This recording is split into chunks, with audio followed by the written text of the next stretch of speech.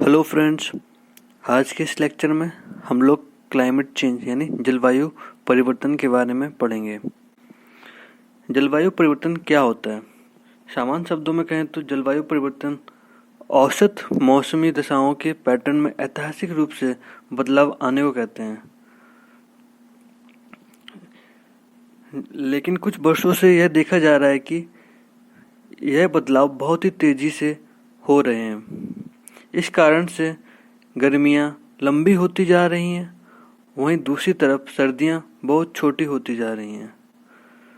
इस बदलाव को पूरी दुनिया में देखा जा रहा है। यह बदलाव मेनली मनुष्य के द्वारा की गई गतिविधियों के कारण से हो रहा है। जलवायु परिवर्तन के कारण क्या क्या होते हैं? मेनली जलवायु परिवर्तन के दो कारण हैं, एक प्राकृतिक कारण, एक मानव निर्मित कारण। जलवायु परिवर्तन के लिए अनेक प्राकृतिक कारण जिम्मेदार होते हैं, जैसे महाद्वीपों का खिसकना, ज्वालामुखी, समुद्री तरंगें आदि। महाद्वीपों का खिसकना। आज जिन महाद्वीपों को हम देखते हैं वे पृथ्वी की उत्पत्ति के साथ ही बने थे तथा इनके समुद्र में तैरते रहने के कारण तथा वायु के प्रवाह के कारण इनका खिसकना निरंतर जारी है। इस प्रकार की हलचल से समुद्र में तरंगें व वायु प्रवाह उत्पन्न होता है। इस प्रकार के बदलावों से जलवायु परिवर्तन होते हैं। ज्वालामुखी। जब भी कोई ज्वालामुखी फूटता है तो वह काफ़ी मात्रा में सल्फर डाइऑक्साइड, पानी की गैसें, धूल और राख के कणों को वातावरण में उत्सर्जित करता है। वैसे भले ही ज्वालामुखी थोड़े दिनों तक काम करे, लेकिन इस दौरान काफ़ी ज़्यादा मात्रा में निकली हुई गैसें जलवायु को लंबे समय तक प्रभावित करती हैं। गैस व धूल के कारण सूर्य की किरणों का मार्ग रोक लेती हैं। फलस्वरूप वातावरण का तापमान बढ़ जाता है।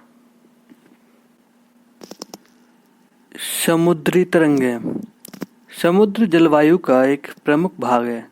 यह पृथ्वी के 71% भाग पर फैला हुआ है। समुद्र द्वारा पृथ्वी की सतह की अपेक्षा दुगनी दर से सूर्य की किरणों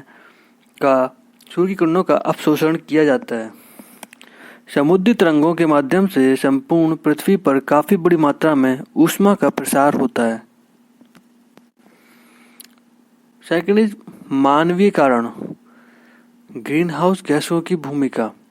ग्रीन हाउस गैस पृथ्वी की उत्पत्ति के समय से ही मौजूद हैं, क्योंकि अधिक मानवीय गतिविधियों के कारण इस प्रकार की गैसें वातावरण में अधिक मात्रा में छोड़ी जा रही हैं, जिससे वातावरण में ग्रीन हाउस गैसों की मात्रा बहुत ही तेजी से बढ़ रही है। कार्बन डाइऑक्साइड तब बनती है जब हम किसी भी प्रकार का ईंधन जलाते हैं, जैसे कोयला, तेल, प्राकृतिक गैस आदि। इसके बाद जब हम वृक्षों को भी नष्ट कर देते हैं तो वृक्षों में संचित कार्बन डाइऑक्साइड वो भी वातावरण में जा मिलती है और वातावरण में कार्बन डाइऑक्साइड की मात्रा को बढ़ा देती है। खेतों के कामों में वृद्धि, जमीन के उपयोग में विविधता और अन्य कई स्रोतों के कारण वातावरण में मीथेन और नाइट्रस ऑक्साइड गैस का उत्पादन अधिक मात्रा में होता है और ये सब गैसें ग्रीन हाउस गैसेस कहलाती हैं। औद्योगिक कारणों से भी नवीन ग्रीन हाउस गैस प्रभाव की गैसें वातावरण में स्रावित हो रही हैं, जैसे क्लोरोफ्लोरोकार्बन। ग्रीन हाउस गैसें जलवायु परिवर्तन में बहुत बड़ा योगदान देती हैं। सूर्य से आने वाली किरणें ग्रीन हाउस गैसों के द्वारा अवशोषित कर ली जाती हैं, जिसके कारण पृथ्वी का तापमान धीरे धीरे बढ़ता रहता है। ग्रीन हाउस गैसों की वृद्धि में मानवीय योगदान।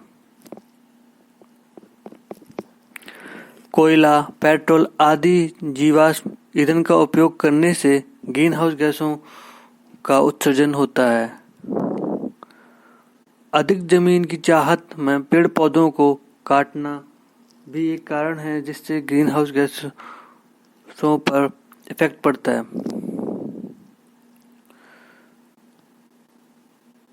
अपने जीवन में अपघटित न होने वाले वस्तु का अधिक मात्रा में उपयोग करना, जैसे प्लास्टिक, जो आसानी से अपघटित नहीं होता। खेती में उर्वरक व कीटनाशकों का अधिक मात्रा में उपयोग करना भी एक कारण है जिससे ग्रीनहाउस गैसों में वृद्धि होती है। पिछले 100 साल में पृथ्वी का औसत तापमान 0.8 डिग्री सेल्सियस बढ़ा है। इस तापमान का 0.6 डिग्री सेल्सियस तो पिछले 3 दशकों में ही बढ़ा है। आई होप आज का ये लेक्चर आप लोगों को पसंद आया होगा। धन्यवाद।